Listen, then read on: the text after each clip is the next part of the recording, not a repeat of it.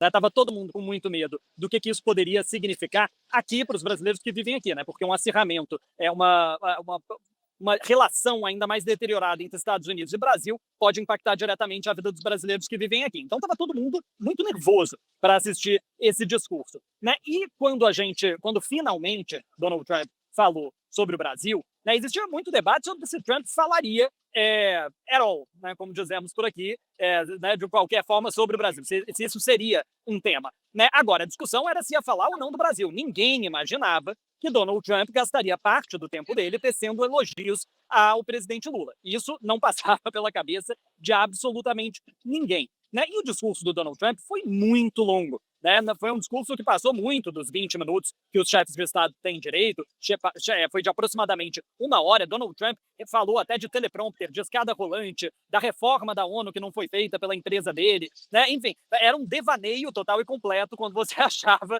que não tinha mais aleatoriedades para serem faladas por Donald Trump. A gente chega ao momento das tarifas. Ele deixou bem para o final essa história. Né? E ele cita nominalmente o Brasil, porque o presidente Lula, na fala dele, ele fez duras críticas visivelmente direcionadas aos Estados Unidos, à extrema-direita, a qual Donald Trump faz parte, mas ele não, hora nenhuma, disse Estados Unidos da América. Donald Trump, né, ele não citou nominalmente nem o país, nem a figura, né, fez um discurso ali, para bom entendedor, meia palavra basta. O presidente Donald Trump, não. Ele cita nominalmente o Brasil, começa falando de forma dura sobre o Brasil, né? Ali a gente imaginava que essa seria a linha até o final, e tem aquela quebra no meio, né? Quando Donald Trump fala que se encontrou com o presidente Lula ali no intervalo, né? Diz que muita gente estava curiosa se isso ia acontecer, e aconteceu, que Lula parece um homem muito amigável, que eles se cumprimentaram ali, né, falaram por alguns segundos que eles teriam marcado uma reunião para a semana passada. A gente já sabe que o Donald Trump convidou o Lula, mas que não tem nada marcado ainda, mas que o Lula, inclusive, respondeu que sim, estaria interessado. Né? E depois voltou a tecer elogios. Né?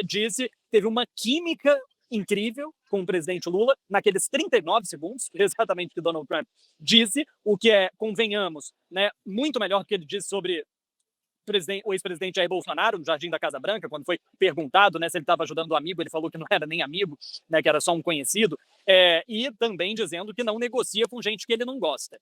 Né? Então, enfim, deu várias levantadas de bola ali para o Lula que ninguém imaginava que aconteceria. Né? Então, acho que para os brasileiros aqui foi, de certa forma, um alívio, que aponta talvez para um momento novo de sentar e conversar, finalmente, mas, ao mesmo tempo, todo mundo também...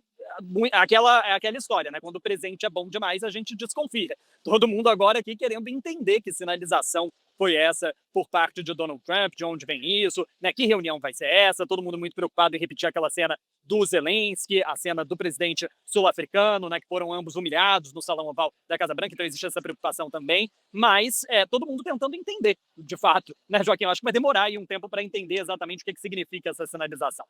Tá certo. Pedro, tem o que se fala, eu já li a respeito, que o Donald Trump, na verdade, ele não tem, ele trata melhor pessoas que são mais duras, que se fazem respeitar, e que ele não gosta muito de bajulador. Então, isso eu já li há bastante tempo. Isso é fato, né? Isso é um fato. O Donald Trump não tem respeito nenhum por figuras fracas. Né? Ele tem admiração aberta por líderes que se demonstram líderes fortes, independentemente se são líderes de países adversários dos Estados Unidos. Né? O Donald Trump, sempre que ele fala do Xi Jinping, ele fala com respeito. Ele fala que gosta muito de Xi Jinping, que ele é um grande amigo do Xi Jinping, chamou o Xi Jinping para vir para a posse aqui nos Estados Unidos. A mesma coisa com o Vladimir Putin. Né? Não importa se o país está em campos opostos ideológicos do governo Donald Trump. O Donald Trump, ele tem uma coisa, né, eu acho que é essa figura empresarial, ele respeita líderes que se impõem. Né? E eu acho que, de certa forma, a forma com que Lula lidou com o tarifaço dos Estados Unidos colocou o Lula num outro patamar.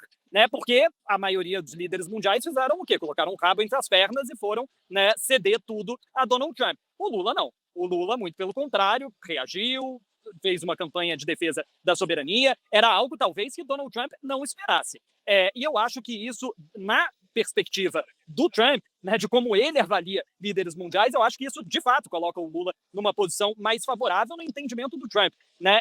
Então, eu acho que, nesse sentido, nesse ponto, faz sentido, né, esses comentários do Trump hoje em relação ao Lula. São parecidos com comentários que ele faz a outros líderes de países que não necessariamente estão alinhados com os Estados Unidos ou com o movimento de extrema-direita dele, mas que ele tem respeito por se posicionarem como líderes fortes.